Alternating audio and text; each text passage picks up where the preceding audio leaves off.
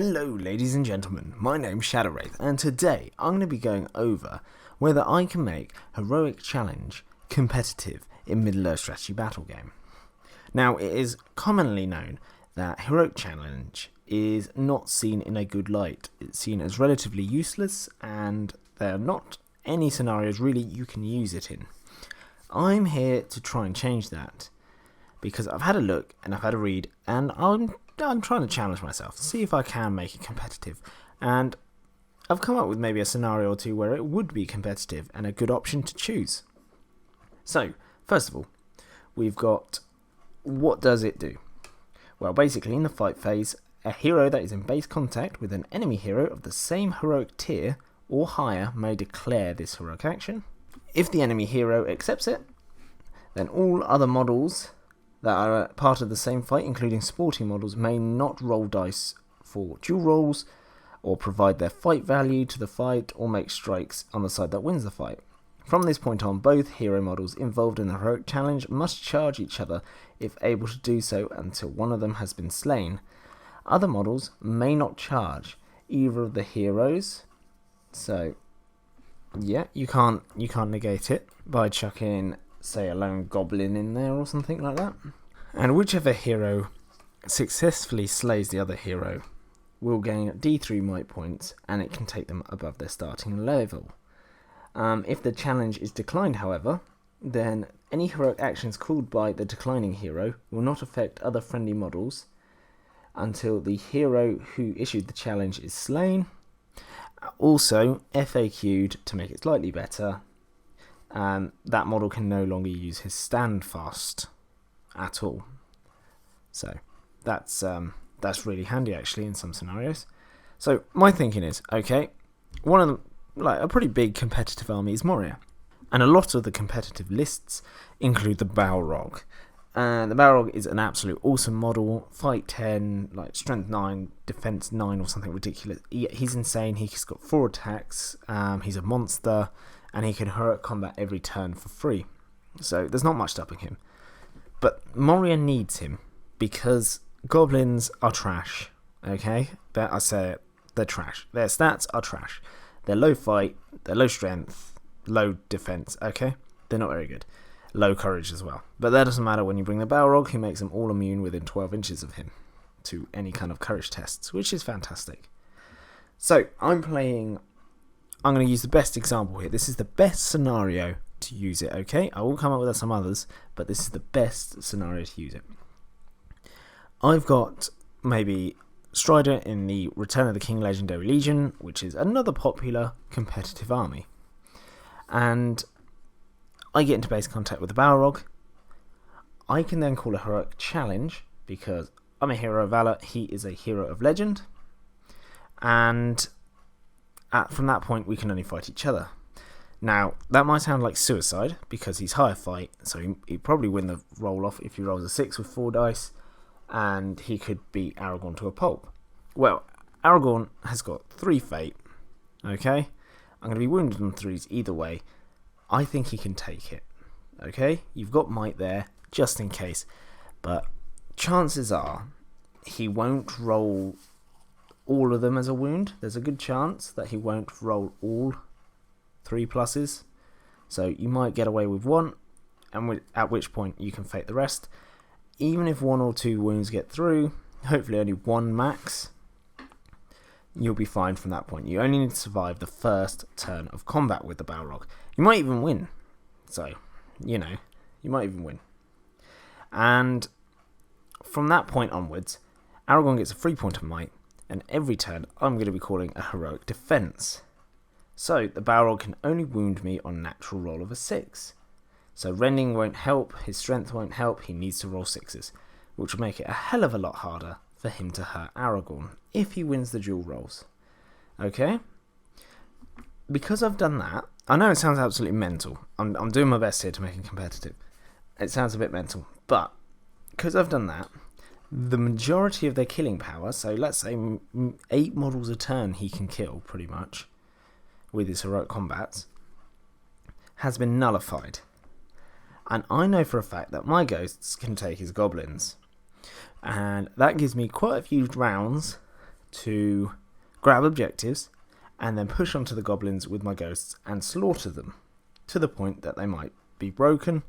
And if they do get broken, hopefully you have all the objectives, or you've hit like whatever the scenario objective is, grab the relic, have more within the central objective, or gone off to the other 6 objectives or whatever. Then that means the game will end, and sure, he might have 1 wound on my leader, so he'll get 1 victory point for wounding my leader. Then I will get pretty much max points for breaking his army, and I wouldn't be broken, because this is going off a good scenario where I'm pretty sure I can take his goblins, even orcs in this scenario you can take on with ghosts. They're OP. And you get max points for that, and you'll get as many points as you can for having the objective or whatever it is. But off that alone, breaking the enemy's army and not being broken yourself, you've already won, because if they haven't killed Aragorn, they'll only get 1 for most scenarios for wounding my leader. You might even wound the Balrog back and win one of the fights. That's absolutely doable. So yeah, if it gets to a point where Aragorn might be in trouble, where he's down to 1 wound with no fate, try and get some ghosts in on him, and then sure, strike away. You can heroic strike and then try and trap the Balrog and get 6 strikes onto Aragorn. Well, 6 strikes from him, and then your ghosts as well. You probably won't kill him, so yeah, it's a double-edged sword really. But that is the best scenario. So it gives you a chance to get ball control, grab the objectives, break the enemy army, whilst keeping his main killing power in 1 point against a bloke who can hold on.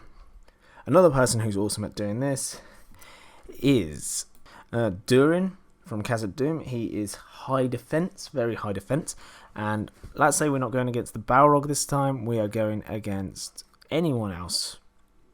The Witch King of Angmar. So if you're going against Angmar, you manage to get into the Witch King with any hero. I just used Durin as an example, but any hero that can take a punch, you can heroic combat, and then that pretty much pins the Ring Wraith to charging you every turn. And he doesn't want to be in combat every turn, because you're just sapping will from him every turn. So that's another way of doing it. You can get around Wraiths by doing it, because the Witch King is a hero of legend. So, yeah. So just they're 2 scenarios I can really think of. You can also force like high-level spellcasters to continuously charge your hero if you're the same heroic tier. So going up to Lady Galadriel and heroic challenge her. She's not like terrible in combat. She's not the best though. Okay, and Aragorn should be able to take her along with Azog, Bolg, whatever. It all depends on heroic tiers. You can go up to any spellcaster, even Gandalf or Radagast, depending on the heroic tier of your hero. You can heroic challenge them and keep that wizard charging your hero, and he doesn't want to charge your hero. He can decline it, however, so that is an option, because there was a point where I was playing Goblin Town, and this is the only time I've had it done to me. I did have, I'm pretty sure it was Strider, come up to the Goblin King and challenge him, which was scary because Aragorn could quite happily take the Goblin King, in my opinion, because he's got an Elven-made blade, he can strike. I mean, I could strike as well, but Aragorn's amazing. I didn't really want to keep fighting Aragorn in combat yet until I had a good opportunity. But if he broke my army, I need my stand fast, I need my heroic actions, so I accepted. So you force the opponent's hand on some certain situations, which is absolutely great. If you go against something like, say, any kind of monster hero, so Burda for Angmar, the troll chieftain dude, that's a good example actually, because say I'm using Glorfindel, I heroic challenge him, and he can't rend me at all, and he has to fight me. At defense 7, being strength 6, he's going to struggle. So yeah, there's things like that you can do. So you can force people who don't want to fight you, which is quite nice. And it means you can pick where the hero is going to be. And yeah, it's quite happy. And as you can even still trap the hero if you get to the point where you can just surround the hero, keeping an inch away from the hero surrounding him whilst in combat with Aragorn or Glorfindel or whatever. And that means the enemy can't back away a full inch with getting into base contact with another model, which means he'll still be trapped. Yeah, you can do shenanigans like that. Anyway, that's the best I can really do. If you've got any ideas of how to make this competitive, do let me know in the comment section down below. I did give it a whack, but in all honesty, I wouldn't bother with Heroic Challenge. It's quite good for getting your might back if you think you can definitely take that other hero. There are some squishy Heroes of Legends or higher tier heroes who you can easily quite take out. Yeah, or if you get to a point where there's a hero and he's crippled, so he's lost his fate throughout the battle and lost a wound maybe, like, you know, Gil-galad for example. If he's lost his only fate point and he's lost 2 wounds, I'm going to Heroic Challenge him with Aragorn, so every turn I know he's going to be in with Aragorn and I can keep striking. Sure, because he's not going to kill Aragorn because I'm pretty much good to go, but I've got a good chance of killing him. So yeah, let me know what you think of Heroic Challenge in the comment section down below. Is it viable? Have you ever used it to good effect? Please let me know, because I'd love to find out how other people use it. On a side note, I am going to be bringing out battle reports as soon as possible, just so I can show these tactics that I talk about so much in real-time play against opponents who I won't be telling what tactic I'm going to do. I will tell you in the sly what I'm going to attempt to do, and then you can see how it plays out. The only thing stopping me now is getting hold of a decent camera. And unfortunately, I'm a poor person, so I can't quite afford one yet. But I'm working towards it. I did have one, and it died, unfortunately, trying to film the first ever battle report, but it was quite an old camera. So, what can you do? So I will be doing my very best to save up, and hopefully it doesn't take too long. But yeah, if anyone out there records battle reports, let me know what kind of cameras you use. And yeah, as long as they're not too expensive, I'd like any of the suggestions I can, because any help would be perfect. Anyway, thank you ever so much for listening to my video and my ramblings. It is very late, so I'm going to be going to bed now. But if you enjoyed the video, do give it a like. And if you're feeling especially ungodly today, then do consider hitting the subscribe button if you're not already a subscriber. Even if you don't do either of those things, I still hope you have an absolutely fantastic day, and I will see you in the next video. Goodbye.